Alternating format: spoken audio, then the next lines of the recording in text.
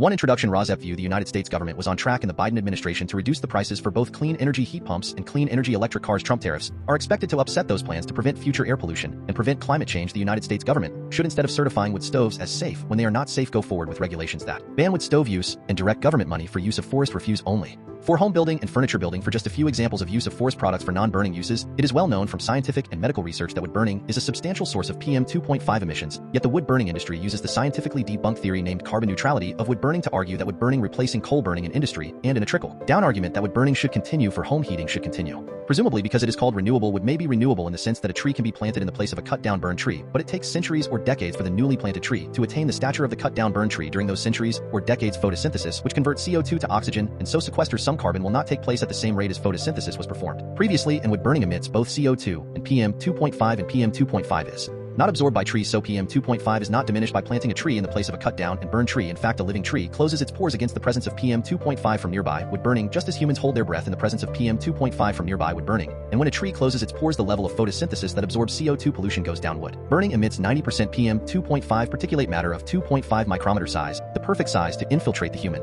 lungs, setting off a cascade of human health problems and early deaths. Contrary to many beliefs, wood burning emits 2.8 times the PM 2.5 as the fossil fuel coal burning, and wood burning emits 450 times the PM 2.5 as the fossil fuel natural gas burning. Replacing coal burning with wood burning creates more air pollution in the form of CO2 and PM 2.5 than coal burning. This emission data comes from testing the cleanest burning wood stove in the United Kingdom, the eco-design wood stove, and international convention does not count the emissions from wood burning. The emissions from wood burning are erased from all countries around the world when calculating if each country has met its climate goals. This non-counting or erasure of wood burning emissions data from climate goals does not mean wood burning emissions do not exist. Rosep view: purple air PM 2.5 monitors hanging from the eaves of the house of a near neighbor should be used to measure the level of PM 2.5 in the air hyperlocally in the yards of near neighbors of indoor residential wood burners. If PM 2.5 levels exceed World Health Organization standards of 5 micrograms per cubic meter annually, then that evidence of air pollution from wood burning should lead to the shutdown of that indoor residential wood burning appliance, one appliance at a time if necessary. Episode 57 DFC March 11th, 2025. At COVID 5th year anniversary, all should have worn masks, taken vaccines. In episode 57 DFC 0, world stocks fall in US and Asia over Trump tariffs concerns. 1A1, the Trump call to scrap horrible chip program spreads panic. 1A2, the Supreme Court on Monday rejected a lawsuit from 19 Republican-led states seeking to block climate change lawsuits filed against the oil and gas industry by Democratic-led states. 1A3, United States EPA reinstates environmental justice staff amid workforce. 1B, United States and COVID 30 charts that show how COVID changed everything. 1C, United States and COVID, the deadliest effect of COVID took 5 years to appear. 1D, United States and Elon Musk. 1E, United States measles updates vitamin A herd immunity. The pastor in Texas booster info and cases are not normal this year. 1F, United States measles outbreak grows hantavirus Medicaid popularity and opioid and HPV deaths decline. 2, Wisconsin Dane County and Madison, why Dane County matters so much in the Wisconsin Supreme Court race. 4B, Wisconsin University of Wisconsin Madison NIH funding drives life-saving innovation and economic impact in Wisconsin University biomedical and industry leaders issue call to protect its main content. Rosep view: Trump broke the world stock market through his chaotic on and off tariff wars with the traditional allies of the United States, as well as Trump compelling Germany to break its debt limit to seek funding for military buildup to aid Ukraine. Those who have always doubting the intelligence of Trump can find their skepticism rewarded with a final truth about the incompetent serial liar who now still has the fate of the world in his unsteady hands. Perhaps the difference now is that the 1% who Trump caters to now are among those imperiled by Trump actions, perhaps having a soul and having concern for humanity, including those dying unnecessarily in Ukraine at the hands of Russia, is actually required to be a successful president of the United States. There are hopeful signs for Europe, including Germany and France, who have indicated their support for Ukraine in comparison with the United States and Asia as of March 11th, 2025. Unfortunately, all people in the United States, whether they voted for Trump or not, are linked to the failure of the Trump-influenced stock market. 0, world stocks fall in US and Asia over Trump tariffs concerns. Excerpts edited by Rosep for brevity and clarity in relationship to residents against wood smoke emission particulates of 501c3 nonprofit organization. March 11th, 2025. BBC News: stock markets fell sharply in the US on Monday as investors raised concerns about the negative economic impact of the Trump tariffs in a Fox News interview broadcast at the weekend, but recorded on Thursday, March 6th, 2025. Trump appeared to acknowledge concerns about the economy. "I hate to predict things like that," he said. "There is a period of transition because what we are doing is very big. We are bringing wealth back to America. That is a big thing." On Monday in New York, the S&P 500, which tracks the biggest companies listed in the U.S., ended the trading day lower, while the Dow Jones Industrial Average dropped on Tuesday. Asian stocks fell sharply at first before recovering. The Nikkei of Japan 225 closed down. The Kospi of South Korea ended lower. The dollar slid further against the pound and the euro on Tuesday, having fallen sharply since the beginning of the month. The tech-heavy Nasdaq sank. Tesla shares fell by, while artificial intelligence AI chip giant Nvidia was down. Other major tech stocks, including Meta, Amazon, and Alphabet, also fell sharply. However, there was little sign of the turbulence spilling into Europe, as the FTSE 100 index, which tracks the biggest companies listed in the UK, and the German DAX both opened flat on Tuesday. The French CAC 40 opened slightly higher. 1A1 The Trump call to scrap horrible chip program spreads panic. The Trump attack on the key tenet of the Biden industrial policy has set off concerns that he may claw back its funding. Excerpts edited by Rosap for brevity and clarity in relationship to residents against with smoke emission particulates. A 501c3 nonprofit organization, the New York Times, March 10, 2025. As Trump addressed Congress last week, he veered off script to attack a sensitive topic: the CHIPS Act, a bipartisan law aimed at making the United States less reliant on Asia for semiconductors. Republican lawmakers had sought and received reassurances over the past few months that Trump would support the program Congress created, but halfway through the Trump remarks, he called the law a horrible thing. You should get rid of the CHIP Act, he told Speaker Mike Johnson. As some lawmakers applauded the CHIPS program, was one of the few things to unite much of Washington in recent years, as lawmakers on both sides of the aisle worked with private companies to draft a bill that would funnel $50 billion to rebuild the U.S. semiconductor industry, which makes the foundational technology used to power cars, computers, and coffee makers. After President Joseph R. Biden Jr. signed it into law in 2022, companies found sites in Arizona, New York, and Ohio to construct new factories. The Commerce Department vetted those plans and began to dole out billions of dollars in grants. Now Trump is threatening to upend years of work. Chip company executives, worried that funding could be clawed back, are calling lawyers to ask what wiggle room the administration has to terminate signed contracts. After the speech, Senator Todd Young, the Indiana Republican who championed CHIPS, said he reached out to the White House to seek clarity about the Trump attack because the criticism was in tension with the previous support by Biden if it needs to transform into a different model over a period of time. I am certainly supportive of that, Young said last week, but let us be clear, the CHIPS and Science Act, at least the CHIPS portion, has mostly been implemented. It has been one of the greatest successes of our time. The United States pioneered the semiconductor industry, designing the first microchips and the processes for making them, allowing it to become an early tech leader. But in the 1980s, companies began outsourcing most production to Asia. U.S. lawmakers began pushing to rebuild domestic chip production after the pandemic created a global chip shortage that forced some U.S. auto factories to shutter, resulting in the CHIPS Act. But Trump has already taken steps to whittle away at the program. In late February, in interactions some described as demeaning, a Trump employee asked employees to justify their intellect by providing test results from the SAT or an IQ test set. 4 people familiar with the evaluation, some were asked to do math problems like calculate the value of 4 to the 4th power or long division. Last week, the Commerce Department laid off 40 of the CHIPS office employees, nearly a third of the entire team. The administration has also begun discussing changes to projects that receive chip-related subsidies. On Wednesday, the day after the Trump speech, the Semiconductor Industry Association organized a call with member companies, many of whom expressed confidence that their legal agreements with the Commerce Department could not be changed. So far, the Commerce Department has signed contracts to grant more than $36 billion in federal subsidies under the CHIPS Act. Samsung, Intel, Micron, Taiwan Semiconductor Manufacturing Company known as TSMC, and others in response have pledged to invest hundreds of billions of dollars in U.S. chip making facilities. Trump has proposed replacing those incentives with tariffs that increase the cost of making chips overseas. On Tuesday, he said that the threat of tariffs had compelled TSMC, the biggest maker of advanced semiconductors in the world, to increase its U.S. investment by $100 billion and double the number of plants it is building in Arizona to 6. We do not have to give them money, Trump said. 1A2 The Supreme Court on Monday rejected a lawsuit from 19 Republican-led states seeking to block climate change lawsuits filed against the oil and gas industry by Democratic-led states. United States, the Supreme Court rebukes 19 Republican state attorneys general. Excerpts edited by Rosap for brevity and clarity in relationship to residents against with smoke emission particulates. A 501c3 nonprofit organization, MSN, March 10, 2025. The justices declined to hear the unusual Republican effort to challenge Democratic states for using their own courts to sue fossil fuel companies over allegations of misleading the public about the environmental risks of their products. Why it matter? While the Supreme Court typically handles appeals, the Constitution allows it to hear original lawsuits between states. What to know? Justices Clarence Thomas and Samuel Alito dissented, with Thomas arguing the court lacks discretion to reject the case at this stage, though his dissent did not address the merits of the lawsuit led by Alabama Attorney General Steve Marshall. The Republican complaint claimed that Democratic states are attempting to dictate national energy policy, which could lead to increased energy costs nationwide. The Supreme Court has also declined to intervene in separate appeals from energy companies seeking to challenge these lawsuits. The lawsuits filed by dozens of state and local governments accuse fossil fuel companies of concealing the true impact of their products on climate change, citing damages from extreme weather events, wildfires, and rising sea levels. The Republican-led legal action specifically targeted lawsuits from California, Connecticut, Minnesota, New Jersey, and Rhode Island. Republicans argue that only the federal government has the authority to regulate interstate gas emissions and that individual states lack the power to apply their own laws to global environmental issues. On Monday, Minnesota Attorney General Keith Ellison said the Republican Attorneys General Association takes its marching orders from its largest donors, fossil fuel interests, and influential conservative strategist Leonard Leo. This was never anything more than an attempt to run interference, help the defendants in our cases avoid accountability, and play politics with the Constitution. I am glad the Supreme Court saw through it all and put an end to their charade. 1A3 United States EPA reinstates environmental justice staff amid workforce turmoil. Dozens of previously sidelined agency staffers are now being recalled, but lack access to essential information. Will they be able to do their jobs? Excerpts edited by Rosap for brevity and clarity in relationship to residents against with smoke emission particulates. A 501c3 nonprofit organization, Inside Climate News, March 7, 2025 federal judge blocks Trump funding freeze for climate work. Will the White House comply? EPA would shrink to 1970 staffing levels when the skies were dark with smog under proposed plan. The U.S. Environmental Protection Agency has recalled dozens of environmental justice staffers who were previously placed on administrative leave pending possible termination. 3 former senior agency officials told Inside Climate News the recalled staff, whose exact number remains unspecified, are being reassigned to project management roles and other duties across the EPA regional offices. Most of the staff are being called back into regional offices largely to manage the community change grants and to continue other responsibilities such as maintaining relationships with communities, local governments, tribes, and state partners, said Matthew Tejada, former Deputy Assistant Administrator for Environmental Justice within the EPA Office of Environmental Justice and External Civil Rights. In its December 2024 report, the Environmental Integrity Project warned that proposed budget cuts and policy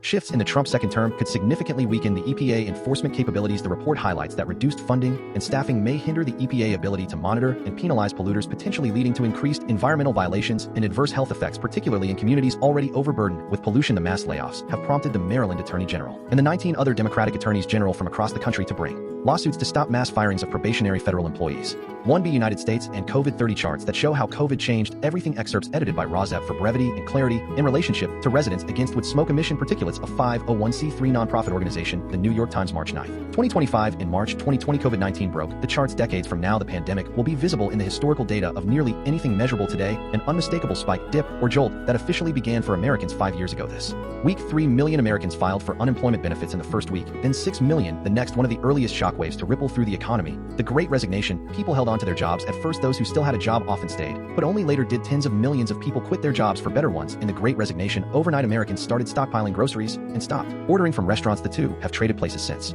Russia invades Ukraine. Oil prices went negative. Cars stayed off the roads. Demand for oil cratered on one day. In April, the value of oil fell below $0, a sign of a world turned upside down. Americans drove less and gave up flying almost completely. It took years for flying to return to pre-pandemic levels. The pandemic gave many people more time at home and a chance to rethink their relationship to work. Americans hunkered down and bought a lot of alcohol. $1 billion more change in daily time spent at home relative to 2003, when people spent about 165 hours at home. We started spending an extra hour and a half at home each day on average. At first it was out of necessity, but later perhaps out of habit. But we were not hosting more dinner parties, we were just more alone. One thing, the revolution in remote and hybrid work enabled mothers of the youngest children flooded into the workforce, adding to a record number of American women with paying jobs, and more people chose to work for themselves, submitting far more business applications than before the pandemic. For a while things were weird. We chopped off our own locks and brought home new friends who were pets. Businesses that catered to the new lives in America at home soared in value, then fell back to earth. We shopped online more often and watched more TV. People flocked to the Great Smoky Mountains within driving distance. For many Americans, visits to the remote Grand Canyon fell off. Marriage planning became harder, but couples caught up. Even crime found strange new patterns. Murder surged, but with more people at home, thefts dipped before rising again. Crime has since subsided, though its memory has not. We glimpsed a world that could be in our relative stillness. We polluted less and spread fewer viruses. We gave a lot of money to people, especially to children, and then things went back to normal. Annual global carbon dioxide emissions had the largest fall on record, but they bounced back the next year, resuming their steady climb with some help from masks, social distancing, and fewer crowded gatherings. We beat the flu, but just for a season. Stimulus checks put thousands of dollars in U.S. pockets. For a while, spending on children surged in the form of tax breaks and subsidies for healthcare, food, and education, but that too did not last. The scale of spending by the government most likely spared Americans from even more suffering. It also caused the national debt to soar. We left a world we might not get back to. 200 million fewer trips compared with before the pandemic. The new geography of work, along with perhaps new discomfort with crowded spaces and fears about crime, has changed the U.S. relationship to public transportation. At the same time that supply chain troubles and demand for the open road has left used cars 30% more expensive than pre-pandemic. At the same time that many people wanted to move with fewer houses available to buy, inflaming the housing crisis. The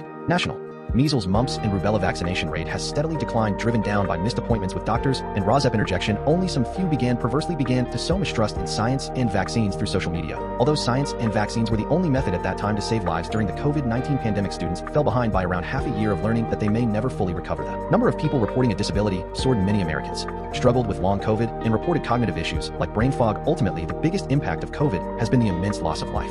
1C United States and COVID. The deadliest effect of COVID took 5 years to appear. Excerpts edited by Rozep for brevity and clarity. In relationship to residents against wood smoke emission particulates, a 501c3 nonprofit organization. The New York Times, March 10, 2025. Dr. Mukherjee, a physician and scientist, is the author of The Emperor of All Maladies and The Song of the Cell. February 2025. COVID did not just change billions of individual lives, it changed our American basic approach to public health in fundamental ways that are becoming fully visible only now, and which the Trump administration looks likely to render irreversible. It was sometime in the thick of the pandemic in January 2021 that I reread read the John M. Barry book The Great Influenza, which tells the story of the 1918 pandemic and the birth of public health as a discipline in the United States before that shielding the population from disease was primarily the domain of either individual heroic doctors, such as John Snow, who solved the London 1854 cholera epidemic by tracking its epicenter to a contaminated water pump. And so the story goes breaking off the handle, or civic interventions such as the new sewer system that London installed to address the Great Stink of 1858. That ad hoc approach changed in October 1918 when William Welch inaugurated a school of public health at Johns Hopkins University. In Baltimore, the fight against COVID has been repeatedly told as a technological story and a story of corporate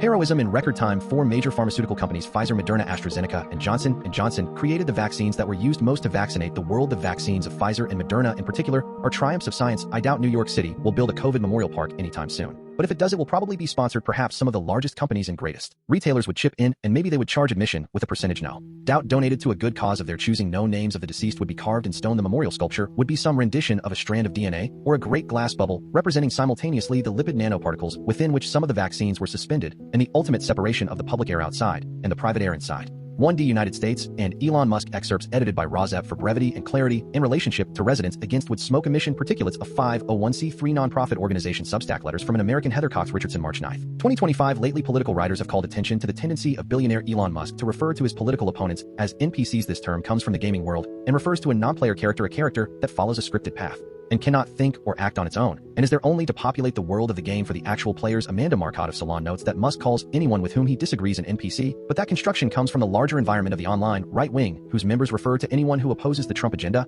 as an NPC in the cross-section. Paul Waldman notes that the point of the dehumanization of political opponents by the right wing is to dismiss the pain they are inflicting. If the majority of Americans are not really human, toying with their lives is not important. Maybe it is even LOL laughing out loud funny to pretend to take a chainsaw to the programs on which people depend. After socialists took control of Russia in 1917, American men of property insisted that any restrictions on their control of resources or the government were a form of Bolshevism. But a worldwide depression in the 1930s brought voters of all parties in the U.S. behind the New Deal of President Franklin Delano Roosevelt. For the American people, he and the Democrats created a government that regulated business, provided a basic social safety net, and promoted infrastructure in the 1930s. Then, after black and brown veterans coming home from World War II demanded equality, that New Deal government under Democratic President Harry Truman, and then under Republican President Dwight D. Eisenhower, worked to end racial and later gender hierarchies in American society. That is the world that Elon Musk and Donald Trump are dismantling. They are destroying the government that works for all Americans in favor of using the government to concentrate their own wealth and power. And once again, Americans are protesting the idea that the role of government is not to protect equality and democracy, but rather to concentrate wealth and power at the top of society. Americans are turning out to demand Republican representatives stop the cuts to the government. And when those representatives refuse to hold town halls, are turning out by the thousands to talk to Democratic representatives. Thousands of researchers and their supporters turned out across the country in more than 150 stand-up for science protests on Friday. On Saturday, International Women's Day, 300 demonstrations were organized around the country to protest different administration policies. Senator Bernie Sanders, the independent from Vermont, is drawing crowds across the country with the Fighting Oligarchy, Where We Go From Here tour, on which he has been joined by Sean Fain, president of the United Auto Workers. Nobody voted for Elon Musk, protesters chanted at a Tesla dealership in Manhattan yesterday, in one of the many protests at the dealerships associated with the Musk cars. Oligarchs out democracy in 1 United States Measles updates vitamin A herd immunity. The pastor in Texas booster info and cases are not normal this year. Excerpts edited by Rozep for brevity and clarity in relationship to residents against wood smoke emission particulates. A 501c3 nonprofit organization, your friendly neighborhood epidemiologist. March 10th, 2025. Another person died from measles. It is just so sad and preventable. The big outbreak in NM and TX are in areas where I have lots of family and I grew up and went to college where the outbreaks are, so all of this is near and dear. If you know the family, please pass on our condolences. Measles update as of March 7th, 2025. Measles is now in 12 states: Alaska, California, Florida, Georgia, Kentucky, New Jersey, New Mexico, New York City, Pennsylvania, Rhode Island, Texas, and Washington. There are 222 cases in those states. 201 are in NM and Texas alone. Of the 222, 94% were unvaccinated. 1 in 5 are in the hospital, and the majority of those hospitalized are children. If you and your children are not vaccinated, I would highly recommend getting your M vaccines with the low national vaccine coverage for M. The outbreaks in 12 states. How incredibly infectious measles is. 9 out of 10 unvaccinated people will get it, and low staffing at HHS/CDC. I do expect this outbreak to spread to other states. M vaccines are safe and effective. Another plea to get vaccinated. I just cannot overemphasize enough how incredibly contagious measles is. 9 out of 10 people will become infected with measles if exposed and not protected through vaccines, making measles one of the most infectious diseases in the world. Measles can survive for 2 hours in the air or on infected surfaces like doorknobs, light switches, tables, etc., and spreads when an infected person breathes, coughs, or sneezes. An infected person can transmit measles to others from 4 days prior to the rash starts. Once infected, it usually takes 10-14 days to become symptomatic. At the beginning, 4 to 7 days. Symptoms include a running nose, cough, eye irritation, think red and watery, and white spots inside your cheeks. The characteristic rash begins 7-18 days after exposure, spreading from the face and upper neck first, and then to the hands and feet. Measles infects the respiratory tract and then spreads throughout the body. It can cause severe disease complications and even death. Some of those complications can happen years after infections. 1 in 5 will need hospital care. Complications include blindness, brain swelling, and damaged pneumonia, or other breathing problems, severe diarrhea, leading to dehydration, and infections. 30% of children infected with measles develop a complication. There is no specific treatment for measles. How can I protect myself and my family? Should I get a booster? For children mamas, especially in West Texas and Lea County, New Mexico, please get your babies protected. There is still time, and your child has a 90% chance of getting measles if they are unvaccinated and exposed. Your child needs 2 doses, but even 1 dose can provide good protection, 93% protection. In high-risk areas like West Texas/Lea County, and children as young as 6 months can be vaccinated too. If your child gets the vaccine within 72 hours of exposure, it can provide some protection. See below. https://whatcov/vaccines/vpd/m/public/indexed. Here is where residents of South Plains can get vaccinated. Here is where residents of Lea County can get vaccinated. For adults, if you are an adult and wondering if you should get the vaccine, here is a helpful website. You can ask your healthcare provider for a blood test to determine if you should get specifically. This is called a titer and is a simple blood test. If you were born prior to 1957, you probably were exposed to measles as a child and have natural immunity. If that is the case, you do not need a booster or vaccination, but you can still check if you have protection through the blood test. The titer by asking your doctor if you were vaccinated between 1963 and 1967. That vaccine did not work, so you might still be at risk if you did not receive your second dose. The second dose was added to the vaccination schedule for children in 1990. If you were vaccinated between 1968 and 1989, you probably received only 1 dose. 1 dose is still really protective, 93 to 95% protective. You can ask your doctor for the blood titer test to see if you have enough protection through antibodies or if you need another dose. So if you were born between 1957 and 1968, I would highly recommend checking your vaccination status by asking your doctor for a blood test titer to check for antibodies. If you do not know your vaccination status, or if you want to know if you need a booster, ask your doctor for a blood test to check for antibodies. When do you get the measles vaccine? Vaxopedia. Stay safe out there, everyone. 1F United States measles outbreak grows, hantavirus, Medicaid popularity, and opioid and HPV deaths decline. Excerpts edited by Rosep for brevity and clarity. In relationship to residents against wood smoke emission particulates, a 501c3 nonprofit organization. Substack, your local epidemiologist. March 10th, 2025. First taste of RFK Jr. and falsehoods. When an unfamiliar epidemiologist with a clipboard parachutes into a community, their impact is often limited because trust takes time to build. Effective outbreak response depends on local partnership, especially with trusted messengers. But in West Texas, some of the most trusted voices are actively working against public health. Some local physicians are pushing improving treatments, budesonide, vitamin A, and cod liver oil as substitutes for vaccination. Bulk shipments of these false remedies are being flown in. Some pastors are celebrating low vaccination rates, including t-shirts bragging about being the least vaccinated. County messages are making their way into the Kennedy Jr. talking points, including a Fox News segment, a recent op-ed, and his anti-vaccine nonprofit Children Health Defense. Falsehoods are not just a nuisance, they have real consequences. People may experience short-term symptom relief that masks a severe infection, delaying life-saving care. This has already happened at least once in this outbreak. There is also growing concern about them poisoning themselves due to overdosing on vitamin A. 2. Wisconsin, Dane County, and Madison. Why Dane County matters so much in the Wisconsin Supreme Court race. Excerpts edited by Rosep for brevity and clarity. In relationship to residents against wood smoke emission particulates, a 501c3 nonprofit organization. Capital Times, March 10th, 2025. Dane County has fewer than 2/3 the people Milwaukee County does, but when it comes to turning out left-leaning voters in non-presidential statewide races, Dane County has arguably become the #1 source. 2 years ago, when Janet Pertasiewicz beat Daniel Kelly for a pivotal spot on the Wisconsin Supreme Court, she got almost 200,000 votes in Dane County compared to just over 170,000 in Milwaukee. A look at the pivotal role Dane County is set to play again in the April 1st, 2025 vote between judges Susan Crawford and Brad Schimmel, which will once again decide the ideological balance of the Wisconsin Supreme Court. The Dane County voters and their turnout, similar to the presidential election in November, are expected to play a key role in determining whether the Wisconsin Supreme Court has a liberal or conservative tilt. For Democrats, the Madison area will be central to efforts to energize core left-leaning voters to complete early ballots or head to the polls on April 1st, 2025. For Republicans, the goal is to avoid a total wipeout in Dane County. In the last 20 years, no conservative Supreme Court justice has won election statewide without winning at least 21% of the vote in Dane County if Crawford wins. Left-leaning justices will maintain their current 4-3 majority for at least the next 3 years. Democrats hope to make inroads in suburban Milwaukee, one of the few areas where they saw improvements in November. There are still voters to be reached in Dane County.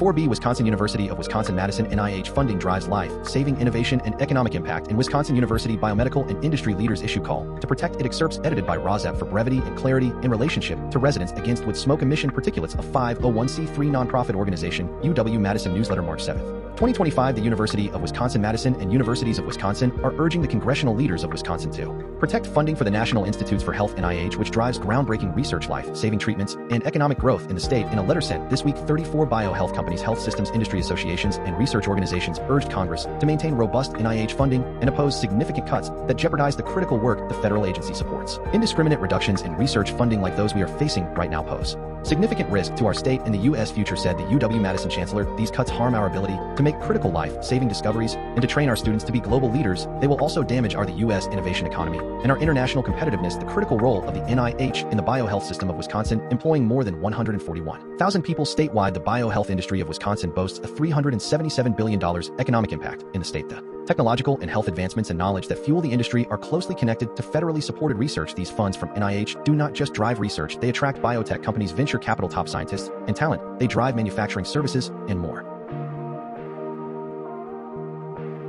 One introduction. Rosette view. The United States government was on track in the Biden administration to reduce the prices for both clean energy heat pumps and clean energy electric cars. Trump tariffs are expected to upset those plans to prevent future air pollution and prevent climate change. The United States government should, instead of certifying wood stoves as safe when they are not safe, go forward with regulations that ban wood stove use and direct government money for use of forest refuse only for home building and furniture building. For just a few examples of use of forest products for non-burning uses, it is well known from scientific and medical research that wood burning is a substantial source of PM 2.5 emissions, yet the wood burning industry uses the scientifically debunked theory named carbon neutrality of wood burning to argue that wood burning replacing coal burning in industry, and in a trickle-down argument that wood burning should continue for home heating should continue. Presumably because it is called renewable, wood may be renewable in the sense that a tree can be planted in the place of a cut-down burned tree, but it takes centuries or decades for the newly planted tree to attain the stature of the cut-down burned tree. During those centuries or decades, photosynthesis, which converts CO2 to oxygen, and so sequesters some carbon, will not take place at the same rate as photosynthesis was performed previously, and wood burning emits both CO2 and PM 2.5, and PM 2.5 is not absorbed by trees, so PM 2.5 is not diminished by planting a tree in the place of a cut-down and burned tree. In fact, a living tree closes its pores against the presence of PM 2.5 from nearby wood burning, just as humans hold their breath in the presence of PM 2.5 from nearby wood burning.